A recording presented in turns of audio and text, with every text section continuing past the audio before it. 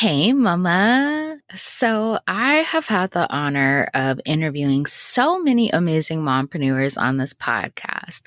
And each one of them has had their own incredible mompreneur journey and have shared their incredible expertise. And so today I get to share another mompreneur with you guys. And this one is really exciting in that I am interviewing Jeanette Peterson, and Jeanette's mompreneur story is so incredible. So she went from being a military cybersecurity engineer, which is phenomenal in and of itself, to becoming a thriving mompreneur. And so in this episode, she is sharing her journey with us, her journey to becoming a mom and a mom business owner, which happened at the same time, and really just giving us such insight into her experience and how she's used her cybersecurity background in her business today. And what I really love about Jeanette is one, her incredible faith in Jesus Christ. And you guys are going to hear all about that in this episode and how it has been pivotal in everything that she does, but just her transparency and just how her story is just so incredibly encouraging. And so I'm so excited to share this interview with you guys. Also, there are quite a few funny parts. Jeanette is low-key a comedian. And so you guys are going to hear us laughing and carrying on. And it's, like I said, it's such an incredible interview. And so, yeah, let's dive into this fun and inspiring interview. Hey, Mama. Welcome to the Mama Turn Mompreneur podcast. I'm your host, Andrea Singletary, a wife, mama of two, and former virtual assistant turned podcast strategist and producer. This is the podcast for the mama who is burnt out trying to build her business on social media. You're tired of putting in so much time and energy marketing your business on social media, only to hear crickets and barely get any engagement on your posts. You don't have time to waste as a busy mama, and you need an effective way to generate leads for your business. Well, Mama, you're in the right place. On this podcast, I will be giving you the inside scoop on how to create a podcast that generates consistent leads for your business on autopilot, mixed in with some mompreneur hacks and tips for growing your business as a busy mama. So grab your coffee, your notebook and pen, put in those earbuds, and let's dive in.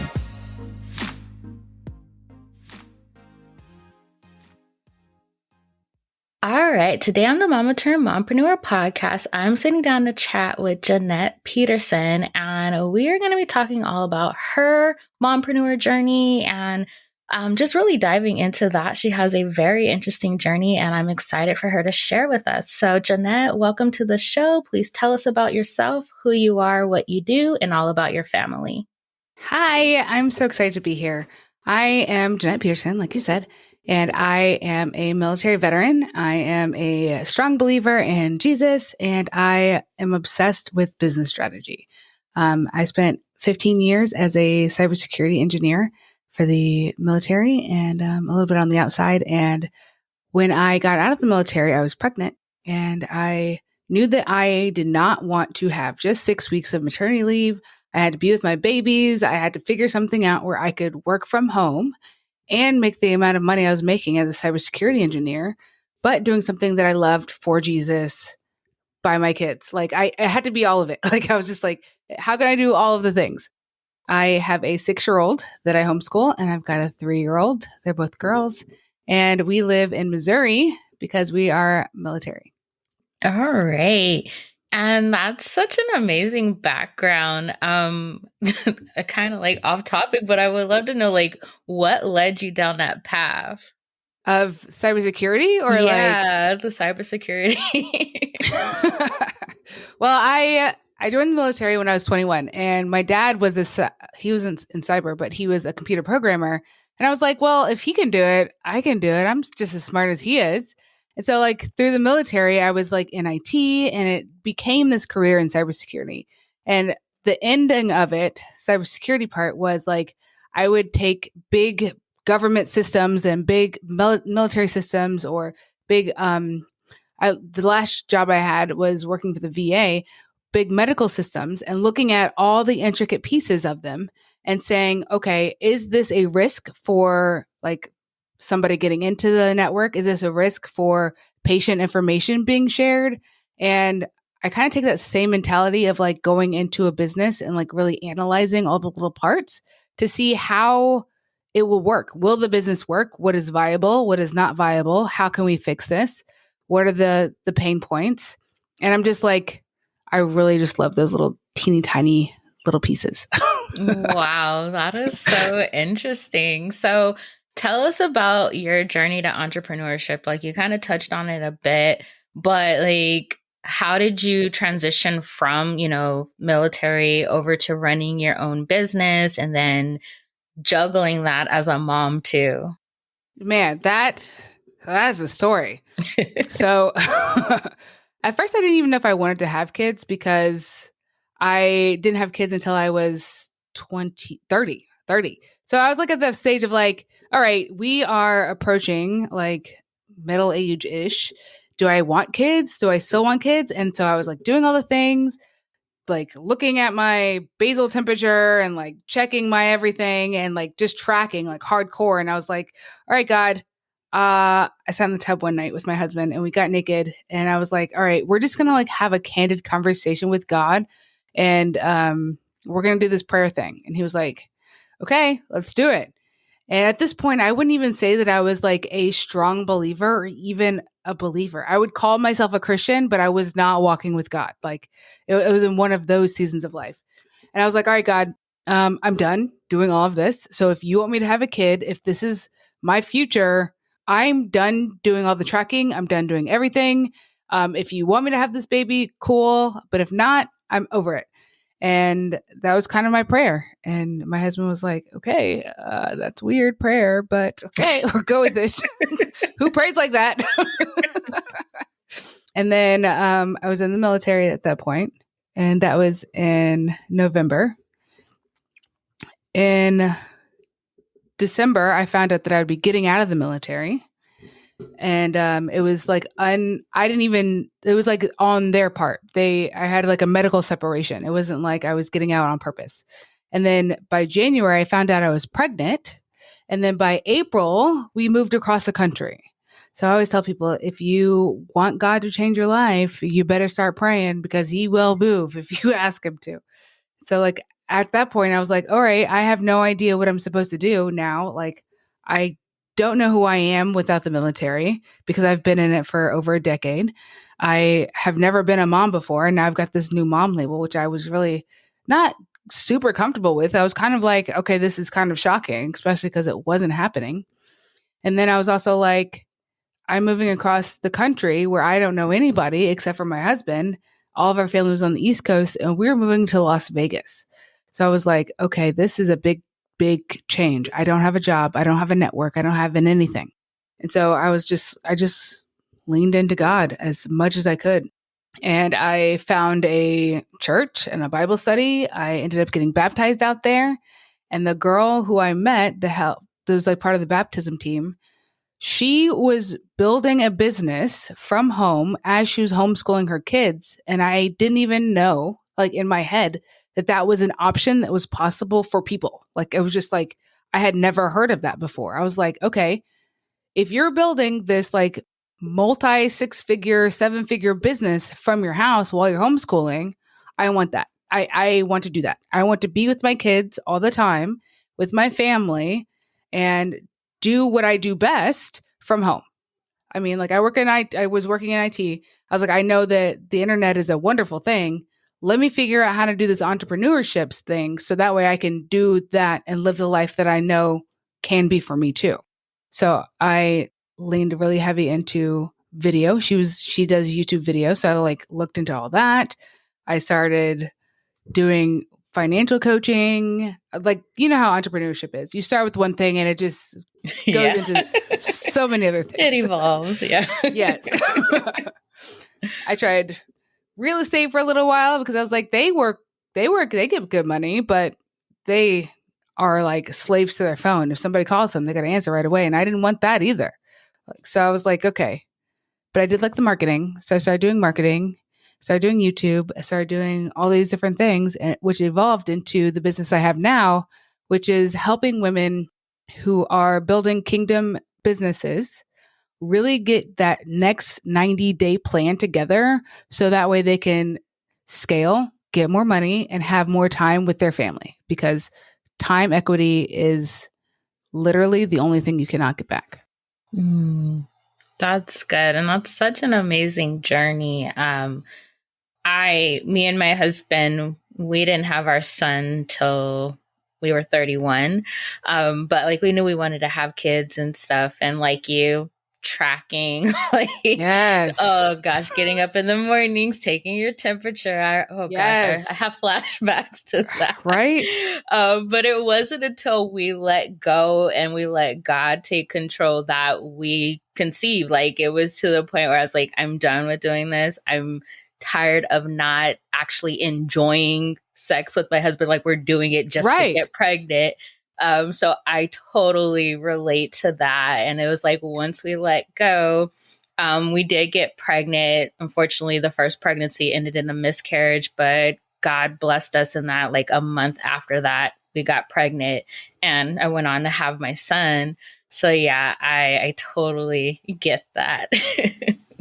It's hard, man. Like doing all that tracking is not fun. No, it was stressful. So, you found what you wanted to do in your business and everything. And so how did you know that was actually right for you and, the life you were building? I, especially after getting out of the military and just knowing that I was in the military and who I was in that, it took me a long time to just be okay with not knowing and being okay with trying things and quote unquote failing them. And being like, okay, because in the military, they kind of drill in your brain that you are the end all be all. You are your own God, basically. And if you can't do it, who's going to do it? You have to do it. You have to put all your might into it and you can't fail. Like if you are about to die, you have to give me like 5% more. Like you just have to keep going. Which is good, like if you're in the military and you're like in those positions, but like as a civilian, that doesn't make sense. So I went into life in this new phase of life being like, okay, I am going to just try a bunch of different things and see what I like and see what I don't like and not judge myself for not liking it and being okay with spending money on different certifications and not loving them and being okay with it. Like I think when I did real estate, I was like, all right, I'm going all in. I'm going to like buy these courses. I'm going to get my certificate, my license. I'm going to go be with these companies. And it was time. It was like, it wasn't like a whole bunch of time, but it was like 2 years and like thousands of dollars that I put into becoming a real estate agent. Then I just wasn't about it. Like I didn't love it. I tried it. I was like, all right, I'm going to do this until I just can't do it anymore. And I did, and not feeling bad about not doing it. You know what I mean? I think sometimes like as people who start the entrepreneur journey, they're like, oh, I failed. I have to go back to a 9 to 5. No, you don't. It's okay. Like that's part of the learning process and becoming an entrepreneur. You are not going to be perfect at everything. And that's also okay. And just learning who I was and then also remembering who God says I am, because that was a hard thing for me coming out of a toxic military relationship and being like, I don't know who I am. The military says I am this person. And then being like, okay, but who does God say I am? God says that I'm fearful and wonderfully made. He says that he knows every hair on my head. He says that I am a perfect image of Christ. Okay, if that is true, then I need to go do the things that are perfect that I am good at and being okay with the things that I'm good at and not worried about everything else. And it was like I was going through the fruits of the spirit and being like, okay, this fruit of the spirit is coming up for me. I'm on the right track. And being okay, all right, these are the gifts that God has for people. What gift am I good at? And like I started studying what those gifts are and looking at different quizzes and stuff like that and being like, okay, I am really good at exhortation. I am really good at encouraging people. I am really good at that because I see something in them that maybe they don't see in themselves. And sometimes like, we all need that sometimes, and being like, hey, You are actually really good at that. Keep doing that thing. Like, find somebody else to help you with, I don't know, laundry or cooking. Like, I've got this huge cut on my finger right now because I chose to cook. I'm not good at that. So I'm not gonna be doing that very often. So I'm like, I am good at encouraging people, and I'm good at tech, and I'm good at like showing up and showing people the way and clearing out things and puzzles. Not good at cooking. I'm not going to do that. But I'm going to do the things I'm good at and love them because that's how God made me. So yeah, that's a long, long way. I love that. And I really love what you said about being okay with trying different things. And even if you quote unquote, fell, like not giving up. And so, like, what went into like developing that mindset to be okay with trying things, not liking them, and moving on to the next? Because I know even like a lot of clients I work with myself, they really struggle with that. They are like, no, I have to get this thing right, instead of being okay with trying it out, seeing like, okay, it's not really for me. That's okay. Let's pivot. So, like, how did you develop that type of mindset? I had to really just look at like, also, I was praying. There's a prayer. I was like in the car and I was like sitting there. I was driving and I was like, God, I have no idea like what this is, but this is not working. And I was just like talking to him like he's my person, right? And I heard him audibly. This is the first time I've ever heard God audibly say something to me. He said, they will come. And I was like, oh, okay. Well, if they're going to come no matter what I'm doing. And if I hate this and this doesn't feel right, this is not the thing that they're going to come to. And if I am serving people with an ungrateful heart because I feel like I have to, why would somebody want to come to me and feel that heaviness, they feel that animosity when I'm serving them. So why would they want to come to me while I'm serving them? You've all seen that disgruntled person at McDonald's. They are not happy. Yeah. You know what I mean? Like, that is not their place. But you've also seen the person at Chick-fil-A is like, hey, welcome to Chick-fil-A. Welcome. How can I help you? You know what I'm saying? Yeah. Those are two different vibes. Like, I got to find the right one. And being okay with like, okay, the practical thing is me and my husband got out of debt. And so we stopped using credit cards. We got out of debt and we made sure that we had the funds to be able to try things. You know what I'm saying? Like, there's also the mindset, but there's also like the practical steps. Like, you actually have to have the money to be able to try things. And then I also had like a side, like a day job. I also had a day job where I could have money aside to work on these things and not quit my day job until I was ready to go all in on the thing. So it was like a practical steps of trying things, not worrying about failing, but also having the money to be able to make mistakes. Because if you're not in a position to make mistakes, you're going to feel like you have to do those things because you have to keep the lights on. You have to do all those things. Yeah, that's so true. I love that you shared that practical side of things as well, because that's not always talked about in the online space. We always talk about like mindset, which very important, but also too, you have to look at realistically, what can you do? What can you afford to do? Because we're not trying to go into debt over these businesses. So I love that you highlighted that. So, kind of shifting gears on the conversation, you have a podcast. So, talk to us about your podcast, why you started it, and how it fits into your business, your calling, all the things that you're doing. I feel a little God obsessed because it was God. God told me to make the podcast. That's okay. It's called Unapologetically Unstoppable, because I feel like when we are unapologetic about who we are created to be, we become an unstoppable force for God's kingdom. And when we bring heaven to earth, we are the hands and feet of Jesus, and we can do magnificent, wonderful things when we are no longer worried about what your mother-in-law thinks or what the guy down the street thinks or what your high school friends think that you don't even talk to on Facebook anymore think. When we are free from those things, we can really grow into our power of who we were created to be and be as big and as bold as we are for Jesus.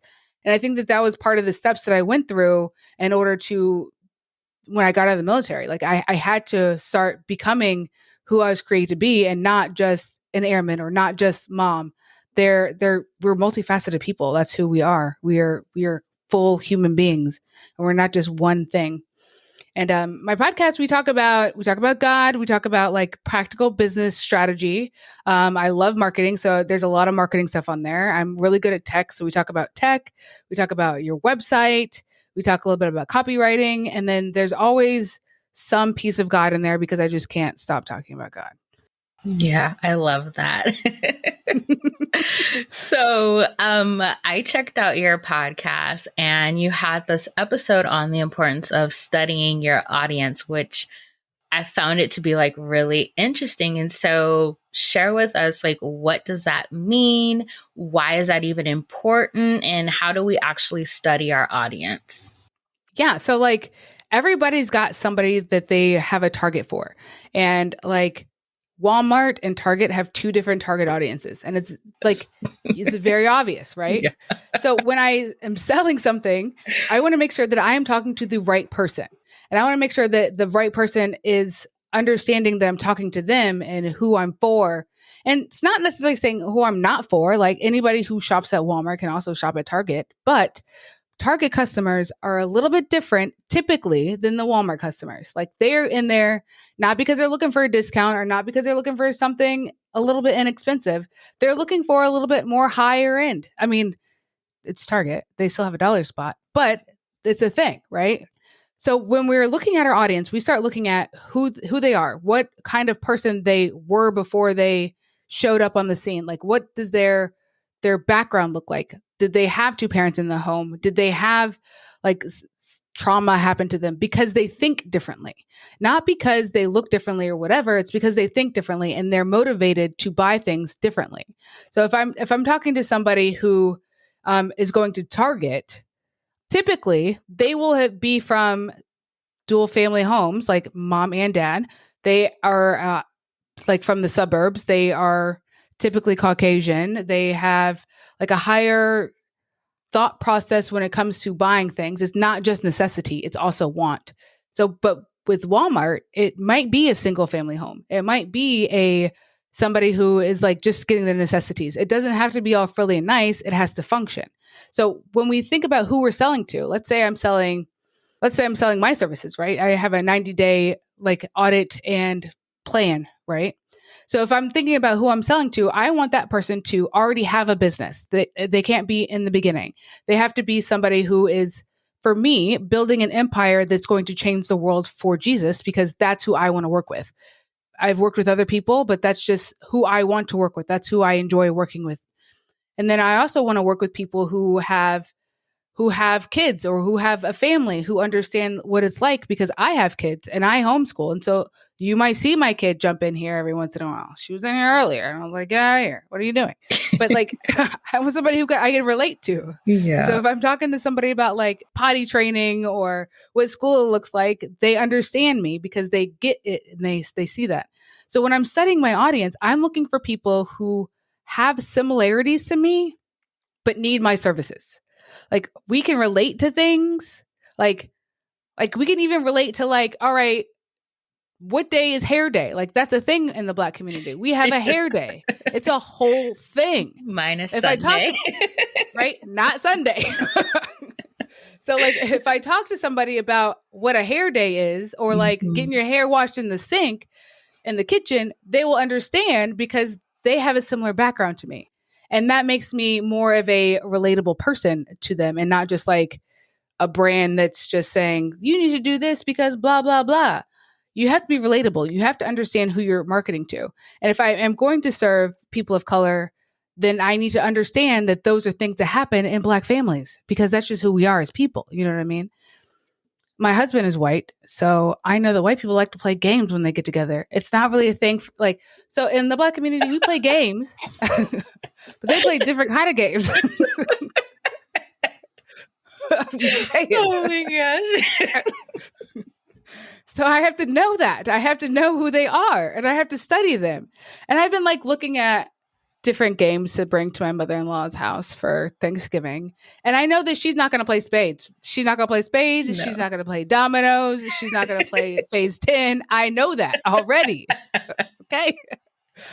So I have to be aware of who my audience is so I can serve them better. Because if I show up to her house with some chitlins and some bones, some Dominoes, she's going to look at me like I'm crazy. But if I come to her house with a nice apple pie, which I can still cook, or a pecan pie, and like I get like categories or something, she's going to think it's great. So I have to understand who I'm talking to and what I'm doing. And I have to study that audience. And I have to really understand them almost better than they understand themselves. And I think that's what people get misconstrued about when they think about the algorithm. The algorithm is just showing you things because they already know who you are better than you know yourself. It is not like some freaky, creepy thing. It is literally just watching, predicting accordingly, because people are not that different, unfortunately. I love that breakdown. I have to confess.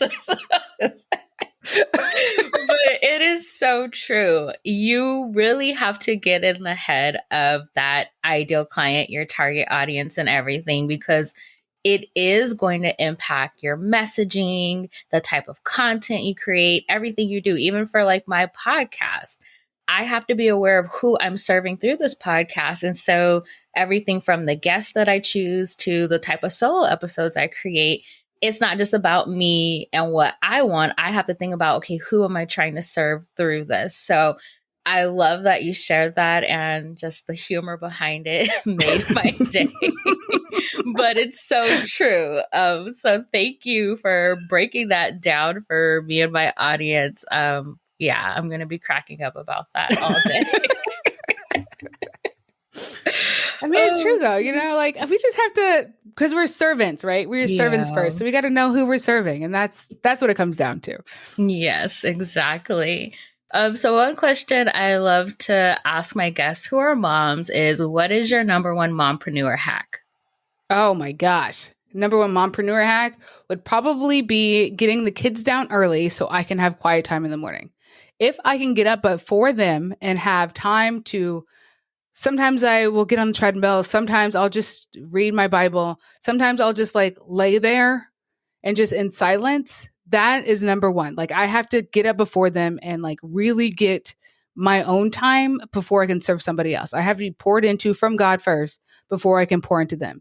Because if I wake, like on Saturdays when they wake up before I do, the whole day is chaos. Like I have no control. So if I control something first, then it sets the tone for the rest of the day. And time blocking. Those are the two things.